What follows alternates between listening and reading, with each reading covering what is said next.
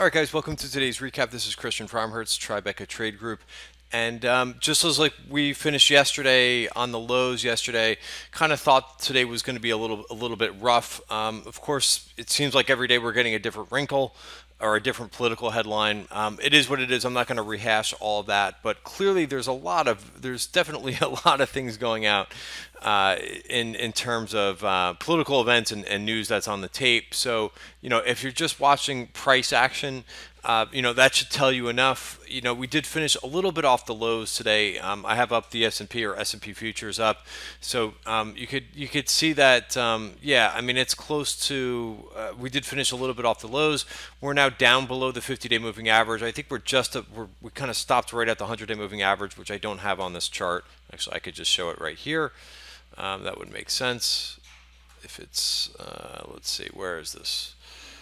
Where is the screen? And let's just take a look at this with the 100-day moving average. Yeah, we kind of stopped right at that green line, which is the 100-day moving average. So that's something to watch for tomorrow. There's also a couple of things that what we call version point of control, VPOCs they're called. Notice on the S&P, we've got a couple of these things lower. Sometimes price likes to gravitate to these things. So, we might see these levels being taken out, and that kind of concerns me a bit that we have those sitting down there.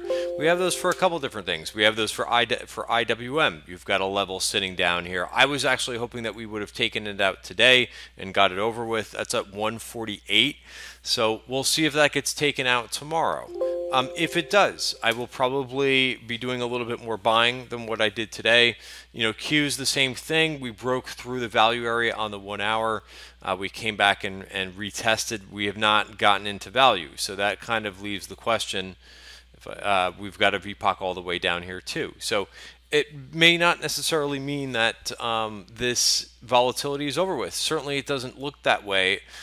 Looking at a chart of the VIX, again, did not finish on the close, but maybe gave a little bit of some relief. So again, we don't have to necessarily take these things out, but it just kind of seems to me that these things are sitting down there. So, I've been my strategy for the time being is just to kind of sit on my hands a little bit, which I know is very difficult, and just kind of weather the storm and not really try to buy a whole bunch of things in here just because we're down a little bit. I want to see a little bit of confirmation before we did this. Feel like we did this drill a couple weeks ago. And I also want to see on the tape, I want to see a lot more orders. We did see some orders today in select names today. Salesforce, which had a really good quarter, I'll kind of start with there, but it doesn't look like they really paired this order with anything. So it does look like first of all, this order is a brand new order. It's the June 120 calls, and I don't really see them rolling out any major exposure. So it doesn't look like a roll. It looks like a new trade. Of course, there was some March, some closer dated orders up, which is normal, but this was not marked as a spread or anything like that. So, Salesforce, which had great quarters, a lot of analysts are behind the name. June 120 calls went up. That's a $3.9 million order going out to June. So, there's really definite pockets of strength in this market. That's one. The couple names that reported after the close, had some good earnings. Smaller cap names, Splunk, Amba, sounds like they had good earnings as well. You take a look at some of the orders that we saw today.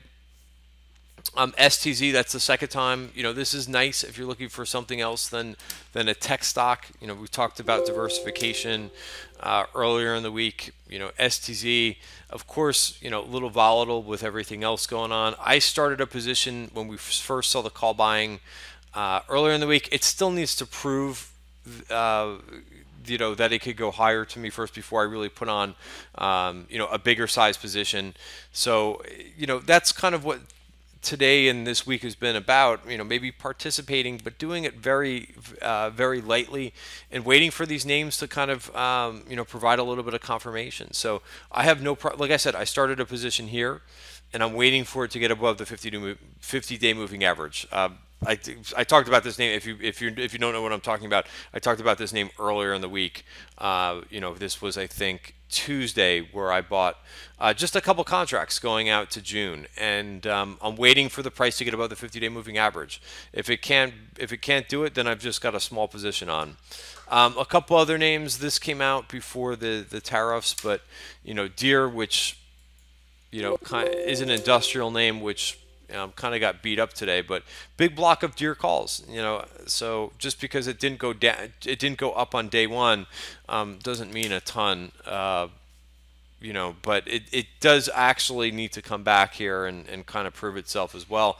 I did the same thing with this one. I started a position, again, going out to June. So, I'm still participating in the options, but very, very smaller size until volatility really starts to move back to the downside. So, the other thing is this volatility will create opportunities in certain names. If we're being driven by things like tariffs and so forth, and names like Nvidia is on my radar. I day traded this today right at the end of the day, kind of scalped and made some money. But coming into the 50-day moving average, a quality name. I think that had really good earnings, and it's back to where it was before it had the earnings, and then it popped a little bit higher. So, they had just incredible earnings for the semiconductor name. There just really hasn't been a lot of attention on it lately, but I like it into the 50-day moving average here. I think it's a good opportunity. So the higher volatility and some of these political distractions can provide some opportunities in names that have nothing to do with that. So you got some good and bad going on today. One area that really concerns me, that I think is another must watch. I feel like every day there's a different must watch going on, but I think you got to pay a little bit of attention to what's going on in Europe. You got the DAX. I know I have this chart up someplace, but the DAX closed below the 200-day moving average today, and a lot of those European ETFs did as well. If you go to FEZ, which is the Euro Stocks 50, that closed below the 50-day moving average, the 200-day moving average, right? So these are big levels. I know all U.S. traders are worried about tech stocks and various different names in the U.S., but you got to look at some of these other areas around the world. I know people are starting to get, a lot more people are looking at emerging markets, but you also have to look at some of these other areas around the globe, and certainly things are breaking down in other places, regardless of what the latest news story is. So I would be a little bit wary of that.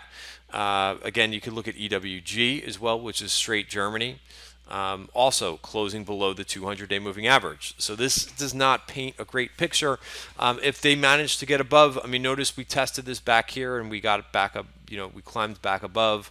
So I think you really have to keep an eye on this, because it's giving kind of clues that it's not just the political headlines. So if the averages end up holding here, and SPY, Qs, IWM can get to a little bit of a footing and the volatility dies down, there will be some really good opportunities out there. But I want some of these areas to prove it to me first before I just go in and jump in a bunch of names. And really, I mentioned about kind of toning down positions with options because of the volatility is so high. But here's my cash portfolio. I'm happy to show it to you. But flat for the day, and a nice diversified portfolio. I've got some emerging markets in here. I've got some tech in here. I've got a little bit of small cap biotech in here, and I've got steel names in here too, which kind of saved my portfolio today. U.S. Steel, buoyed my portfolio today. So flat for the day. Outperforming for the year so far, outperforming since we put the portfolio on. So really nice. Hey, and I got stopped out in a name. This name's gone. This is the LIT ETF. Broke the 200-day moving average. So, honor the stops as they're getting hit. LIT, looks pretty nasty. Closed below the 200-day moving average. And I can get back into this name if I want to, as long as it climbs back above that 200-day moving average, that yellow line. So it's very nice to have a systematic portfolio like this, where I could just take the emotion completely out of the equation and say, hey, it broke the 200-day moving average. Let me get out of it, and then we set an alert afterwards after I get out of the position, so that if it happens to reclaim that 200-day moving average, I could get right back in. But it's pretty unemotional, not having any emotions on this at all, and just kind of watching what my portfolio is doing.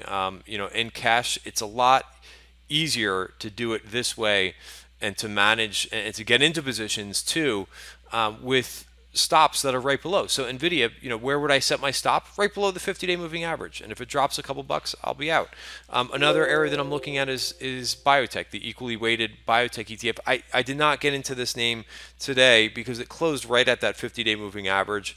Maybe I want to wait for a little bit more of a breather room, but I'll put my stop right below the 200-day moving average. If it gets out, if it closes below, or I, probably will leave myself like a 1 ATR, 1.5 ATR stop below, so I have a little bit of room. But that's it, and it's a small loser. Move on and go back to cash. So taking shots at things where the setup is really nice, where you're not going to lose a lot of money, especially in an ETF. If it's a single name stock, maybe there's a little bit more risk, but I think some ETFs are setting up quite nicely here, and they're moving fast too. So you don't have to worry about, oh, it's an ETF, it's not going to move fast enough. Certainly they are doing it, especially with the volatility. And again, you don't have to deal with the single stock risk. All right, thanks for watching the video. Have a great night, and see you tomorrow.